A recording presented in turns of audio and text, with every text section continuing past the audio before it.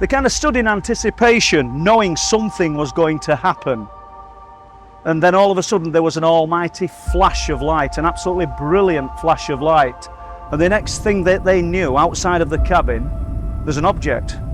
The flash of light seemed like an electrical explosion.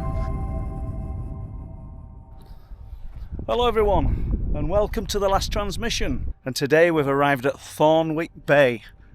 And as you can see, I'm going to share an unusual account from 2013 when I get up onto Headland. It's kind of fitting it into context.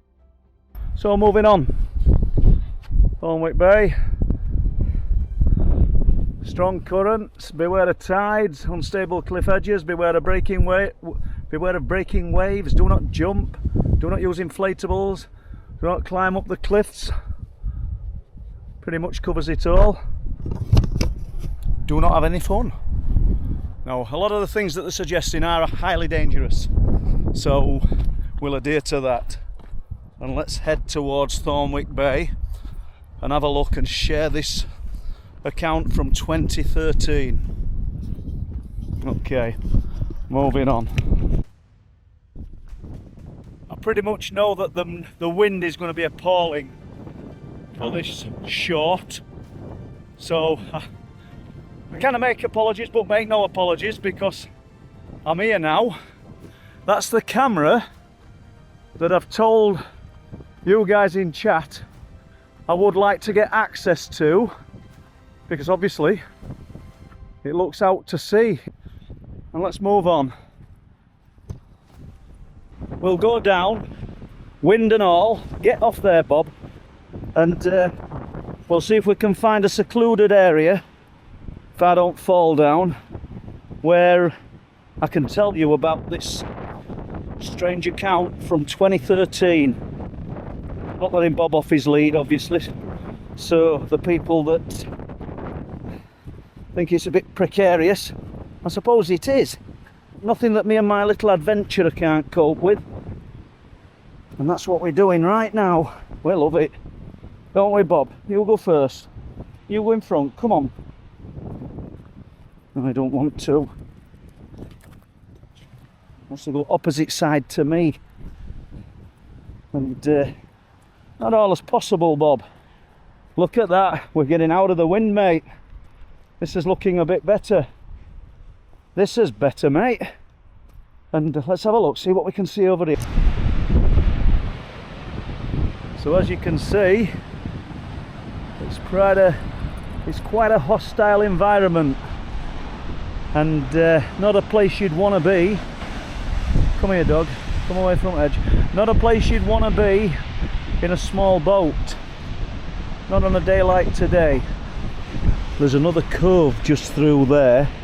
Obviously you can't see it because tide's up, but where that churning is there in that opening, and you can go through into another cove. But we want a bit of atmosphere, don't we? We're not going to get it there unless we drop over the top, and that looks a bit naughty. Let's try here. Look at that, Bob. We like this, don't we? Absolutely. So this story involves two security guards who were guarding some equipment, some generators and other things on these cliff tops back in 2013. They had a porter cabin and a few cabins that they had to oversee. Look at this. Just got to be careful talking to you guys and I'll end up on my backside and it looks like I'm walking back into that wind. Let's have a look. It's a good job he's not a dog that could pull you off your feet, isn't it? Watch out, Bob. Let's have a look.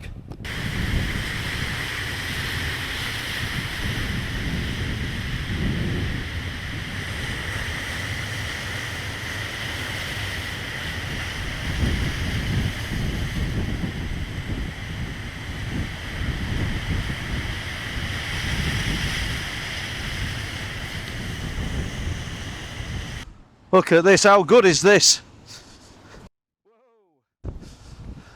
Let's see if I'm just trying to get out of this wind just to give myself a little bit of tolerance to dampen down the sound. So that's better. I think we're in a better place now. So these two security guards who were in charge of protecting equipment that were being used for a geological survey back in 2013 were on the cliff tops up here when they became aware of an unusual sound at about 2 a.m. in the morning, and the sound absolutely filled them with fear and dread. They don't know why, but they felt extreme fear, extreme anxiety. And the sound built up and built up, and they could actually feel the sound within their bodies. You know the kind I'm talking about. If you're at a heavy metal concert and you can actually feel the bass reverberating inside of you. Look at this. Well, that's exactly what these guys felt. The sound lasted for a few minutes, and during that time they began to feel very confused, as well as feeling their internal organs bouncing and reverberating inside of them. Absolutely terrifying. Then what followed was even worse. They kind of stood in anticipation, knowing something was going to happen. And then all of a sudden there was an almighty flash of light, an absolutely brilliant flash of light. And the next thing that they knew, outside of the cabin, there's an object. The flash of light seemed like an electrical explosion. Imagine a substation exploding or something like that happening. That's exactly what it appeared to be like when this light exploded into the darkness and just lit everything up as though it were daytime. Just as though a substation had exploded. Then they tell me that light poured into the cabin, like a silver white light, and they could see each other, but they looked brilliant white. It was the strangest sensation that they'd ever experienced in their lives. Straight after the flash of light that what looked like a blue-white colour, they noticed that they realised that there's a blue object outside of the porter cabin. It was huge.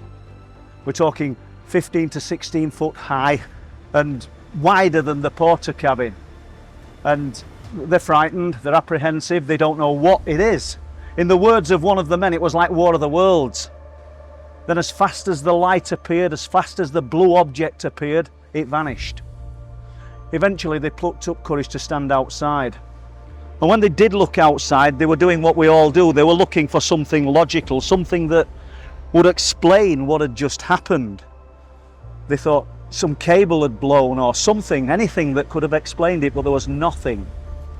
So I think it's an incredible story. They also noted that there was CCTV nearby, and when it was checked, this flash of light, this brilliant blinding light, literally white-outed the entire area. And this object near the porter cabin looked like a blue jewel at the side of the porter cabin. So what it was that appeared on the cliff tops of Thorne Bay in 2013 is a complete mystery. But it's just another one of these strange and unusual occurrences that keep happening around this area. So I've just shared a brief report on what is a windy day about an absolutely incredible, is it a UFO?